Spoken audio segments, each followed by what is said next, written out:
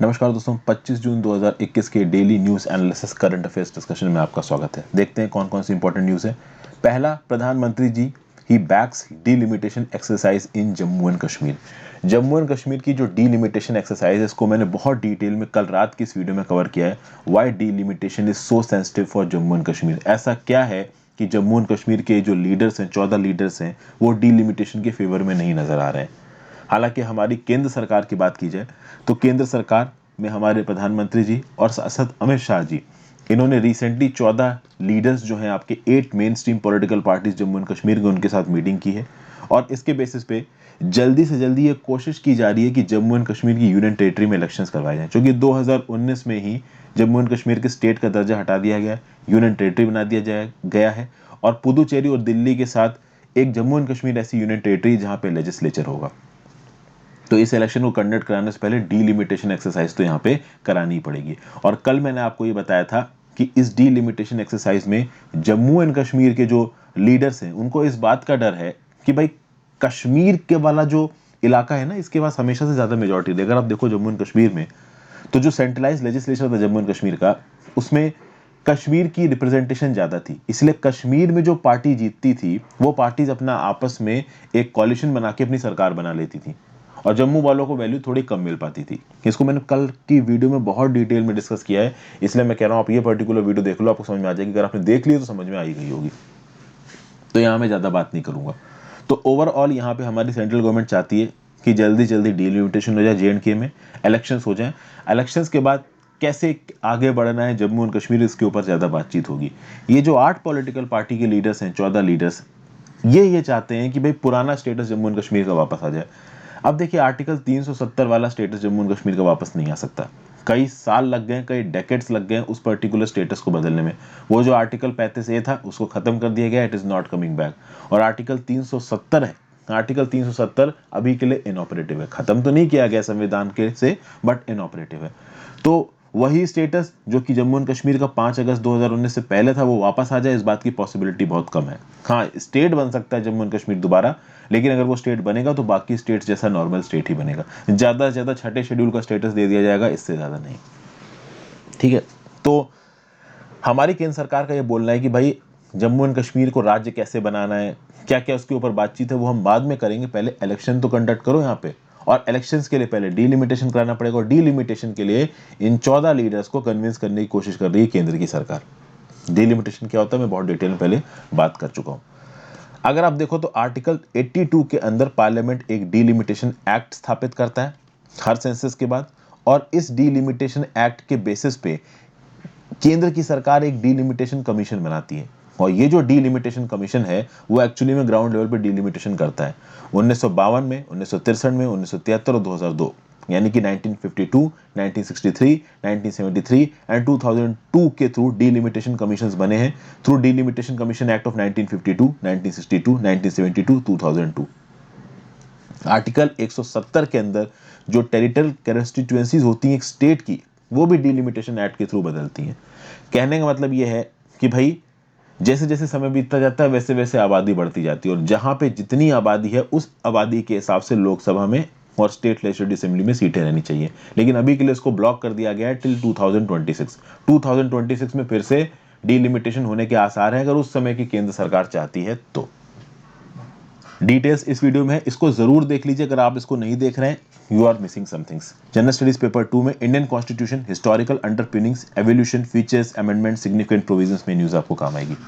Next बात करते हैं food processing summit 2021। Union minister of agriculture and farmer welfare, food processing industry, rural development and Panchayati Raj Shri Narendra Singh Tomar ने 3rd edition address किया है northern zone food processing summit का। तो ये जो northern zone food processing summit है, ये कॉन्फेडरेशन ऑफ इंडियन इंडस्ट्री द्वारा कंडक्ट करवाई गई है। 3rd एडिशन था इसका, और इसी में नरेंद्र सिंह तोमर साहब बोल रहे थे। और नरेंद्र सिंह तोमर साहब ने यहाँ पे क्या बोला, भाई अच्छी अच्छी बातें बोलेंगे। देखिए, फूड प्रोसेसिंग समिट का काम क्या होता है। फूड प्रोसेसिंग समिट का काम यह है कि एक value chain mapping of food processing आपको बनाना है। सबसे पहली बात तो देखो, जब भी कोई फूड प्रोसेसिंग समिट होती है तो उसमें क्या बताया जाएगा कि देखिए फूड प्रोसेसिंग के ये फायदे हैं, और फूड प्रोसेसिंग के सच में फायदे हैं। फॉर एग्जांपल, जब भी चावल पैदा होता है किसी फील्ड में, तो जो चावल आप खाते हो ना, मार्केट से खरीद के लाते हो, वो बिल्कुल रॉ नहीं होता है, उसको काफ़ी प्रोसेस किया जाता है, उसमें आयरन की प्रोसेसिंग होती है, बहुत सारी चीज़ें उसमें जोड़ी जाती हैं, उसको पॉलिश किया जाता है और फाइनली फिर आपके घर में पहुंचता है और उसको आप बना के खाते हो। अगर आप कोर्स चावल खाओगे ना, आपको अच्छा ही नहीं लगेगा। उसी प्रकार से दालों की प्रोसेसिंग होती है, आटे की प्रोसेसिंग होती है, जो भी पैदावार फील्ड में होती है उसकी प्रोसेसिंग होती है, और ये प्रोसेसिंग कोई खराब नहीं है। उन प्रोसेसिंग से इनके न्यूट्रिशनल कंटेंट को बढ़ाया जाता है और जो गंदगियां होती हैं वो अलग की जाती हैं। तो किसी भी फूड प्रोसेसिंग समिट में यही बताया जाता है कि फूड की प्रोसेसिंग के क्या क्या फायदे हैं और फूड की प्रोसेसिंग उस पर्टिकुलर इलाके में कैसे हो सकती है। एक वैल्यू चेन मैपिंग होगी। वैल्यू चेन मैपिंग मतलब कि किसी एक पर्टिकुलर इलाके में अगर आप फूड प्रोसेसिंग करते हो तो राइट फ्रॉम द स्टार्ट जब एंड तक वो फूड पहुंचेगा, कौन कौन सी स्टेजेस से गुजरेगा, वहां पे कौन कौन सी इंपॉर्टेंट क्रॉप्स है उस रीजन की, अलग अलग क्रॉप्स में किस किस प्रकार से फूड प्रोसेसिंग की जा सकती है, इन सब चीज़ों के बारे में बात होती है फूड प्रोसेसिंग समिट में। और at the same point of time कुछ स्ट्रेटजीज भी यहाँ पे रिकमेंड की जाती हैं। जिस पर्टिकुलर जगह पे ये फूड प्रोसेसिंग समिट हो रही है, जहाँ जहाँ पे भी ये फूड प्रोसेसिंग को टारगेट किया जा रहा है, वहाँ की लोकल पॉपुलेशंस कैसे उस फूड प्रोसेसिंग की एक्टिविटीज़ में अपने आप को इन्वॉल्व करेंगी, कैसे इस सेक्टर का पोटेंशियल ओवरऑल बनेगा, बढ़ेगा, इन सब चीज़ों के बारे में बात होती है फूड प्रोसेसिंग समिट में। अब देखते हैं हमारे मिनिस्टर साहब ने क्या बोला। अच्छा ही बोलेंगे। मिनिस्टर साहब ने बोला कि the government of India has taken several initiatives to harness the food and horticulture potential of the country to encourage investment and development in agriculture sector as well as to provide a better environment to the existing enterprises. मतलब कि जो अभी के लिए food processing sector में enterprises उनको अच्छा environment provide करना, एग्रीकल्चर सेक्टर में इन्वेस्टमेंट और डेवलपमेंट बढ़ाना, हमारे देश के फूड और हॉर्टिकल्चर के पोटेंशियल को एक्सप्लोर करना, ये सब भारत सरकार कर रही है, ऐसा बोला यहाँ पे मिनिस्टर साहब ने, नरेंद्र तोमर साहब ने। फिर उन्होंने ये बोला कि ऑलरेडी प्रधानमंत्री जी के द्वारा एक production linked incentive scheme launch की गई है फूड प्रोसेसिंग सेक्टर के लिए। आपको पता है ना, प्रोडक्शन लिंक्ड इंसेंटिव स्कीम अलग अलग सेक्टर्स में लॉन्च की जा रही है। ये फार्मास्यूटिकल सेक्टर के लिए भी लॉन्च हो चुकी है, मैन्युफैक्चरिंग सेक्टर के लिए भी लॉन्च हो चुकी है और कहीं ना कहीं फूड प्रोसेसिंग के लिए भी लॉन्च हो चुकी है। तो एक नई प्रोडक्शन लिंक्ड इंसेंटिव स्कीम के चलते 11,000 करोड़ रुपया खत्म किया जाएगा हमारे फूड प्रोसेसिंग सेक्टर को आगे बढ़ाने के लिए सेल्फ रिलायंट इंडिया कैंपेन के अंदर। तो ये वाला जो पर्टिकुलर पॉइंट है, this is very important for your notes. ये जो 11,000 करोड़ की प्रोडक्शन लिंक्ड इंसेंटिव स्कीम है फूड प्रोसेसिंग सेक्टर में, ये हमारे डोमेस्टिक एंटरप्राइजेस और इंटरनेशनल एंटरप्राइजेस को जोर देगी कि आप इंडिया में आइए और इन्वेस्ट करिए। प्रोडक्शन लिंक्ड इंसेंटिव स्कीम की खास बात यह है कि यहाँ पे इंसेंटिव आपको प्रोडक्शन के बेसिस पे मिलेगा। जब आप चीज़ों की पैदावार करोगे तो ही इंसेंटिव मिलेगा। तो फूड प्रोसेसिंग इंडस्ट्री में भी पीएलआई स्कीम पहुंच चुकी है। पीएलआई स्कीम को मैं यहाँ पे इन्यूमरेट इसलिए नहीं कर रहा हूँ, पहले कई बार डिस्कस कर चुका हूँ। फिर eight the same point of time ये भी बोला मिनिस्टर साहब ने कि ministry of food processing industry पहले ही लॉन्च कर चुकी है prime ministers formalisation of micro food enterprises scheme. ठीक है ना, इसको आप PMFME स्कीम बोलते हो। आत्मनिर्भर भारत अभियान के अंदर ये prime minister formalisation of micro food processing enterprises scheme चालू की गई। काम क्या है कि भाई इस अनऑर्गेनाइज सेक्टर में इंडिविजुअल माइक्रो एंटरप्राइजेस जो एग्जिस्ट करते हैं उनको कॉम्पिटिटिव और बनाना, उनकी कॉम्पिटिटिवनेस को बढ़ाना। फिर eight the same point of time ये जो prime minister formalisation of micro food processing enterprises scheme है, ये क्या करेगी? तो भाई फार्मर प्रोड्यूसर ऑर्गेनाइजेशन को सपोर्ट करेगी, सेल्फ हेल्प ग्रुप्स को सपोर्ट करेगी, प्रोड्यूसर्स कोऑपरेटिव्स को सपोर्ट करेगी। तो बेसिकली ये इवेंट तो था आपका northern zone food processing summit का, बट इस समय पे मिनिस्टर साहब आए नरेंद्र तोमर साहब और उन्होंने भारत सरकार ने जो जो भी किया फूड प्रोसेसिंग सेक्टर में सबके बारे में बखान कर गए। तो कहीं ना कहीं आपका रिवीजन हो गया। प्रोडक्शन लिंक्ड इंसेंटिव स्कीम को याद रखना, several initiatives for food and agriculture, ये prime minister formalisation of micro food enterprises scheme को याद रखना और इनको नोट्स में रख दे, इनको अपने नोट्स में इनकॉर्पोरेट कर लेना, एग्जाम में चेप देना। खासकर दो स्कीमें तो याद ही रखना, prime minister formalisation of micro food processing enterprises और at the same point of time food processing में production linked incentive scheme 11,000 crore की। जनरल स्टडीज पेपर 2 में ये न्यूज़ आपको काम आएगी।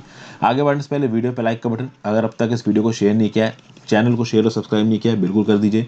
ज्वाइन बटन दबा के आप हेल्प कर सकते हैं और ज्वाइन बटन नहीं भी दबा सकते तो दोस्तों मदद करिए वीडियोस को लाइक करके और शेयर करके।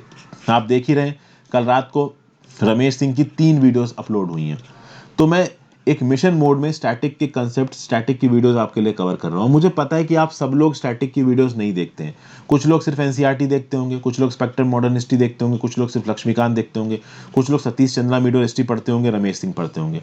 अब मैं इस बात को समझ सकता हूँ कि हो सकता है कुछ लोग इकोनॉमिक्स कहीं और से पढ़ रहे हो, मेरी वीडियो से ना पढ़ रहे हो, मेरी वीडियो से सिर्फ वो एनसीईआरटी पढ़ रहे हो। लेकिन मैं उन लोगों से भी रिक्वेस्ट करूंगा कि आप रमेश सिंह की वीडियोस को प्लीज शेयर करें।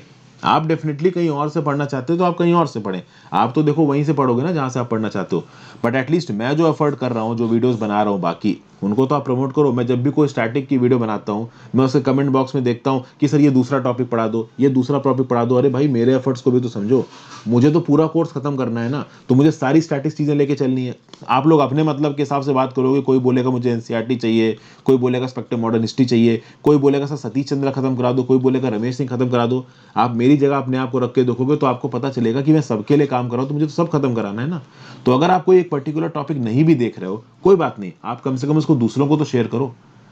ये एटीट्यूड रखना कि मुझे जो चाहिए मैं सिर्फ वही देखूंगा और बाकी चीजें मैं इग्नोर कर दूंगा, ठीक है आप इग्नोर कर दो, बट एटलीस्ट वीडियोस को शेयर करो यार, इतना तो करो, ठीक है। क्योंकि मैं सबके लिए काम कर रहा हूँ, सबके इंटरेस्ट में काम कर रहा हूँ, फ्री ऑफ कॉस्ट काम कर रहा हूँ, तो एट योर एंड आप इतना तो कर ही सकते हैं कि वीडियोस को रेगुलरली शेयर करते रहो, चाहे वो किसी भी सब्जेक्ट की वीडियो आप देख रहे हो ना देख रहे हो, उससे फर्क नहीं पड़ता, एटलीस्ट आप अपने दोस्तों को तो रेफर करो।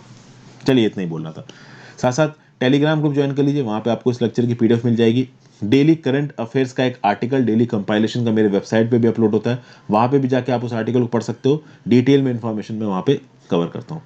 इंस्टाग्राम पे मैसेज कर लीजिए, अगर मुझे सही लगा तो आपके मैसेजेस कभी एक वीडियो बना के मैं आपके साथ डिस्कस करूंगा। अब टैक्स इंस्पेक्टर विदाउट बॉर्डर ये क्या चीज है? देखिए इंडिया ने tax inspector without border initiative के अंदर भूटान की मदद की है टैक्स एडमिनिस्ट्रेशन को अच्छा करने में। आपको पता है कि इंडिया का टैक्स एडमिनिस्ट्रेशन काफी इवॉल्व हो चुका है और भूटान एक नया देश है। भूटान का इंटरनेशनल ट्रेड पिछले कुछ सालों में तेजी से बढ़ रहा है। तो अब भूटान में टैक्स ऑडिटर्स किस प्रकार से ऑडिट करें, टैक्सेशन किस प्रकार से लगाया जाए, इन सब चीजों के ऊपर भारत की तरफ से भूटान के पास एक मदद जारी है under tax inspector without border initiative. ये जो tax inspectors without border initiative, ये एक इंटरनेशनल इनिशिएटिव है। This is a joint initiative of two bodies, United Nations development programme and organisation for economic cooperation on development, और ये international basis पे काम करते हैं। तो इस पर्टिकुलर आप कह सकते हो इनिशिएटिव को भारत की तरफ से जो भूटान को मदद दी जा रही है under tax inspector without borders, ये 23 जून 2021 को शुरू किया गया। तो मतलब कि इंडिया यूएनडीपी की और टैक्स इंस्पेक्टर विदाउट बॉर्डर के सचिवालय का मदद से भूटान में टैक्स एडमिनिस्ट्रेशन को स्ट्रेंथन करेगा। कैसे स्ट्रेंथन करेगा? तो टैक्स एडमिनिस्ट्रेशन से रिलेटेड जो टेक्निकल स्किल्स हैं वो हमारे एक्सपर्ट्स भूटान को प्रोवाइड करेंगे। भूटान के टैक्स ऑडिटर्स को यहाँ पे ट्रेनिंग दी जाएगी और जो इंटरनेशनल बेस्ट ऑडिट प्रैक्टिसेस हैं उनको भूटान को प्रोवाइड करवाया जाएगा। ओके, तो इस TIWD-B इनिशिएटिव से टैक्स ऑडिट नॉलेज और स्किल्स को इम्पार्ट किया जाएगा भूटान को और रियल टाइम में चीजें मतलब सिखाई जाएंगी। तो इंडिया की तरफ से कुछ सिलेक्टेड एक्सपर्ट्स भूटान जाएंगे और वहां के लोकल टैक्स ऑफिशियल्स के साथ बैठ के काम करेंगे, उनको इंटरनेशनल टैक्स मैटर्स के बारे में ज्ञान देंगे। फिर टैक्स ऑडिट्स दुनिया भर में किस प्रकार से होते हैं, अलग अलग केस स्टडीज को उनको समझाएंगे और इसके बेसिस पे ये जो भूटान के टैक्स ऑडिटर्स हैं वो चीज़ों को सीखेंगे इंडियन एक्सपर्ट से। तो टैक्स इंस्पेक्टर्स विदाउट बॉर्डर एक इंपॉर्टेंट इनिशिएटिव है, लॉन्च इसके द्वारा किया गया था यूएनडीपी और OECD के द्वारा, और इंडिया इसी इनिशिएटिव के अंदर भूटान को मदद कर रहा है उनके टैक्स एडमिनिस्ट्रेशन को और टैक्स ऑडिटिंग मैकेनिज्म को स्ट्रेंथन करने के लिए। जनरल स्टडीज पेपर 2 में इंडिया एंड नेबरहुड रिलेशंस और जनरल स्टडीज पेपर 3 में इंडियन इकोनॉमी में न्यूज आपको काम आएगी। नेक्स्ट न्यूज है आंध्रा साल्ट प्रोग्राम। तो आंध्र प्रदेश की सरकार को सॉल्ट प्रोग्राम के इंप्लीमेंटेशन के लिए 1860 करोड़ रुपीस का लैंड लोन मिला है। कहां से? IBRD की तरफ से। IBRD क्या है? International bank for reconstruction and development. IBRD की बात की जाए तो 189 मेंबर कंट्रीज हैं। आप कह सकते हो वर्ल्ड बैंक का प्रीकर्सर है ये IBRD। वर्ल्ड बैंक जो ग्रुप है ना उसमें एक पार्ट IBRD का है और वर्ल्ड बैंक के अंदर मैंने IBRD के बारे में आपको पढ़ाया भी है। डेवलपमेंट बैंक है दुनिया का सबसे बड़ा, गरीब कंट्रीज को रिकंस्ट्रक्शन के लिए लोन देना, उनके डेवलपमेंट के लिए लोन देना, एडवाइजरी सर्विसेज प्रोवाइड करना, रिस्क मैनेजमेंट प्रोडक्ट्स देना मिडिल इनकम कंट्रीज को, लो इनकम कंट्रीज को, ये काम है IBRD का। जितना भी लोन टोटल IBRD ने बांटा है ना, इसके पोर्टफोलियो का 60% मिडिल इनकम कंट्रीज के पास गया हुआ है। तो ये जो IBRD है ये इन्वेस्टमेंट फाइनेंस करता है across all sectors, technical support और एक्सपर्टीज प्रोवाइड करता है एक प्रोजेक्ट के सारे स्टेज पे। IBRD केवल सोवरेन गवर्नमेंट्स के साथ डील करता है, प्राइवेट प्लेयर्स के साथ ये डील नहीं करता है। इंडिया फाउंडिंग मेंबर्स है IBRD का, मतलब IBRD केवल कंट्रीज को लोन देता है, प्राइवेट कंपनीज को ये लोन नहीं देता है। प्राइवेट कंपनीज को लोन देने के लिए इंटरनेशनल फाइनेंस कॉर्पोरेशन है वर्ल्ड बैंक के अंदर। तो डेवलपमेंट खासकर गरीब कंट्रीज को लोन देना ये IBRD का काम है। अब बात की जाए आईबीआरडी ने ये जो लोन दिया है आंध्रा के सॉल्ट प्रोग्राम को, सॉल्ट प्रोग्राम को फुल फॉर्म क्या है, सपोर्टिंग आंध्राज लर्निंग ट्रांसफॉर्मेशन। तो ऑब्जेक्टिव क्या है साल्ट प्रोग्राम का, it was launched with the aim of improving learning outcomes, quality of teaching practices and school management in basic education. तो basic education में school का management, teaching practices की quality को बढ़ाना और उसके बेसिस पे जो लर्निंग आउटकम्स है, जो एक्चुअली में बच्चे सीख रहे हैं, उसको इंप्रूव करना। इसमें गवर्नमेंट स्कूल्स को ट्रांसफॉर्म किया जाएगा into vibrant and competitive institutions. तो सरकारी स्कूल को जिस प्रकार से माँ बाप देखते हैं कि सरकारी स्कूल में बच्चे ज़्यादा सीख नहीं पाएंगे, टीचर पढ़ाते नहीं है, इस प्रकार की जो इमेज है सरकारी स्कूलों की, ये बदलनी है। इनको वाइब्रेंट और कॉम्पिटिटिव इंस्टीट्यूशंस में बदलना है ताकि बच्चों को क्वालिटी एजुकेशन मिल पाए, और वो क्वालिटी एजुकेशन अच्छे मैनेजमेंट और अच्छी टीचिंग स्किल से ही आ पाएंगे, और वो सॉल्ट प्रोग्राम लाने की कोशिश करेगा। फिर ये सॉल्ट प्रोग्राम बेसिक एजुकेशन में तो इंप्रूवमेंट लाएगा ही लाएगा, उसके साथ साथ करिकुलम को भी रिफॉर्म करने की कोशिश करेगा। क्लासरूम की जो प्रैक्टिसेस हैं इनको चेंज करने की कोशिश करेगा ताकि क्लासरूम और इंटरैक्टिव हो, कहीं ना कहीं बच्चे सेशंस में इंटरेस्ट लें। अक्सर कर देखा जाता है स्कूल में कि बच्चे बस टाइम पास कर रहे होते हैं, क्लास में टीचर के जाने का इंतजार कर रहे होते हैं, घंटी बजती तो भागने लगते हैं। इस प्रकार की चीजें बदलनी चाहिए। बच्चे वहां पे बैठ के क्लास को अपने साथ, क्लास के साथ अपने आप को एसोसिएट करें और घंटी बजते भागने के मूड में ना रहें। उनको एक्चुअली में क्लास में मजा आ रहा हो, वो चाहे कि क्लास लंबी खींचे। कुछ इस प्रकार का टारगेट है यहाँ पे सॉल्ट प्रोग्राम का। टीचर्स के प्रोफेशनल डेवलपमेंट की बात की जा रही है। ऑब्वियसली बात है, टीचिंग में टीचर का रोल सबसे ज्यादा इंपॉर्टेंट होता है। अगर बच्चों को अच्छा बनाना है तो टीचर के रोल को तो कभी आप स्किप कर ही नहीं सकते। और English as a medium of instruction पे भी फोकस किया जाएगा, क्योंकि देखिए जो गवर्नमेंट रन एजुकेशनल इंस्टीट्यूशंस हैं वहां पे इंग्लिश को सिखाने में फोकस किया जा रहा है, क्योंकि आज की डेट में अगर आपको सक्सेसफुल होना है तो आपको इंग्लिश आनी चाहिए। कोई भी कॉम्पिटेटिव एग्जाम हो, जीमेट और या फिर जीआरई आपको देना है, बाहर के देशों में जाके नौकरी करनी है, तो एक चीज की रिक्वायरमेंट तय है और वो है इंग्लिश। तो इस चीज के लिए 1860 करोड़ रुपए का लोन मिला है सॉल्ट प्रोग्राम को international bank for reconstruction and development की वजह से। डेवलपमेंटल प्रायोरिटीज और अलग अलग राज्य की सरकारें एजुकेशन के फील्ड में क्या डेवलपमेंटल स्कीम्स चला रही है, तो सॉल्ट स्कीम को आप कोट कर सकते हो और आईबीआरडी के 1860 करोड़ के लोन वाली बात भी लिख सकते हो। जनरल स्टडीज पेपर 2 में गवर्नमेंट पॉलिसीज एंड इंटरवेंशंस में न्यूज आपको काम आएगी।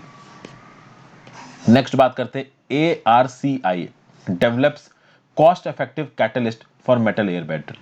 देखिए ये काफी टेक्निकल न्यूज है, ज्यादा इसके अंदर घुसेंगे नहीं, क्योंकि साइंस उस लेवल की ना मुझे आपको समझानी है ना मुझे खुद आती है, केमिस्ट्री की यहाँ पे बात हो रही है। तो international advance research centre for powder metallurgy and new materials, इसको आप बोलते हो ARCI। ये एक ऑटोनॉमस रिसर्च और डेवलपमेंट सेंटर है जो कि department of science and technology government of India के अंदर काम करता है। तो ये ARCI क्या है, international advance research centre for powder metallurgy and new materials. ये एक ऑटोनॉमस रिसर्च एंड डेवलपमेंट का सेंटर है, department of science and technology के अंदर काम करता है, ये याद रखिएगा। अब इसने यहाँ पे एक कॉस्ट इफेक्टिव इलेक्ट्रो कैटलिस्ट को डेवलप किया है, एक नया नॉन प्रीशियस मतलब बहुत ज्यादा महंगा नहीं है, सस्ता metal based by functional electro catalyst यहां पे बनाया है। इस इलेक्ट्रो कैटलिस्ट की काबिलियत क्या है, it is capable of catalysing two different types of reactions, can decrease cost and increase the efficiency of metal air batteries. तो मेटल एयर बैटरीज की एफिशिएंसी को बढ़ाने के लिए और ओवरऑल मेटल एयर बैटरीज की कॉस्ट को कम करने के लिए एक नई प्रकार की electro catalyst bifunctional technology यहां पे डेवलप की है ARCI में। आपको पता है ना कि बैटरीज में बहुत हद तक केमिकल एनर्जी को इलेक्ट्रिकल एनर्जी में बदला जाता है। अब इन केमिकल एनर्जी को सस्टेन करने के लिए कैटलिस्ट की जरूरत होती है, और कैटलिस्ट हर प्रकार की बैटरीज में इस्तेमाल होते हैं, चाहे वो लिथियम आयन बैटरीज हो, लेड एसिड बैटरीज हो, रिडॉक्स फ्लो बैटरीज हो, लिथियम एयर बैटरीज हो, जिंक एयर बैटरीज हो। अब अगर आप जिंक एयर बैटरीज की बात करो तो आज की डेट में जिंक एयर बैटरीज पे काफी फोकस दिया जा रहा है। जिंक एयर बैटरीज की कॉस्ट कम है, एनर्जी डेंसिटी ज्यादा है, कॉम्पैक्ट पावर सोर्स है, पोर्टेबल इलेक्ट्रॉनिक्स और इलेक्ट्रिकल व्हीकल्स में इनको इस्तेमाल किया जा सकता है। अब खास बात यहां पे यह है कि जिंक एयर बैटरीज में जो कैटलिस्ट इस्तेमाल होता है वो कैटलिस्ट किसका बना हुआ होता है, तो basically that catalyst consists of noble metals in their composition. तो ये जो जिंक एयर बैटरीज है इसमें कैटलिस्ट के प्रकार तरीके से नोबल मेटल्स को इस्तेमाल किया जाता है, और ये जो नोबल मेटल्स होते हैं ये काफी महंगे होते हैं, ये ओवरऑल जो बैटरी का दाम है ना उसको बढ़ा देते हैं। तो यहाँ पे ये जो by functional catalyst noble metals के फॉर्म में जिंक एयर बैटरी के अंदर काम करता है, ये कहीं ना कहीं बहुत महंगा है, ओवरऑल बैटरी की कॉस्ट को बढ़ा देता है और इसीलिए ये बैटरी एक वाइड स्प्रेड स्केल पे इस्तेमाल नहीं करी जा पा रही है। इलेक्ट्रिक व्हीकल्स में, स्टोरेज डिवाइसेस में, रिन्यूएबल एनर्जी जनरेटर्स में, विंड टर्बाइंस में, फोटोवोल्टेइक पैनल्स में, इलेक्ट्रिक ग्रिड्स में हर जगह पे जिंक एयर बैटरीज का इस्तेमाल किया जा रहा है। तो ओवरऑल अगर आप जिंक एयर बैटरीज के दाम को कम कर दो तो कहीं ना कहीं चीजें और अच्छी होंगी। तो इसीलिए यहाँ पे साइंटिस्ट ने ये जो जिंक एयर बैटरीज के अंदर यूज होने वाले कैटलिस्ट हैं, जो नोबल मेटल्स हैं, इनके लिए एक अल्टरनेट टेक्नोलॉजी इवॉल्व की है, सस्ते कैटलिस्ट बनाने की कोशिश की है और उसके लिए एक आयन एक्सचेंज स्ट्रेटजी को इस्तेमाल किया गया है, जो कि पोजीशन कर देगा मेटल आयंस को in the carbon framework होमोजेनियसली, particle size को कम करेगा, कंपोजिशन पे कंट्रोल करेगा। तो कुल मिला के भाई देखिए, जो काम पहले नोबल मेटल्स कर रहे थे उन कामों को यहाँ पे नए कैटलिस्ट और एफिशिएंटली करेंगे और कम कॉस्ट पे करेंगे। कॉस्ट इफेक्टिवनेस है यहाँ पे, ट्रांजिशन मेटल की लो लोडिंग है, एक्टिविटी हाई है, साइक्लिंग स्टेबिलिटी ज्यादा है। बहुत टेक्निकल टर्म्स है, वैसे तो मैं चाहूँ ये टेक्निकल टर्म्स आपको समझा सकता हूँ, बट उसमें क्या होगा कि मुझे पहले आधे घंटे समझना पड़ेगा, फिर मुझे आपको समझाना पड़ेगा। अब इस प्रकार की बहुत सी टेक्निकल चीजें मैंने आपको पहले समझाई हैं, लेकिन ऐसा लगता है कि मैं एफर्ट ज्यादा मार रहा हूं और सुनने वाले लोग ज्यादा होते नहीं है।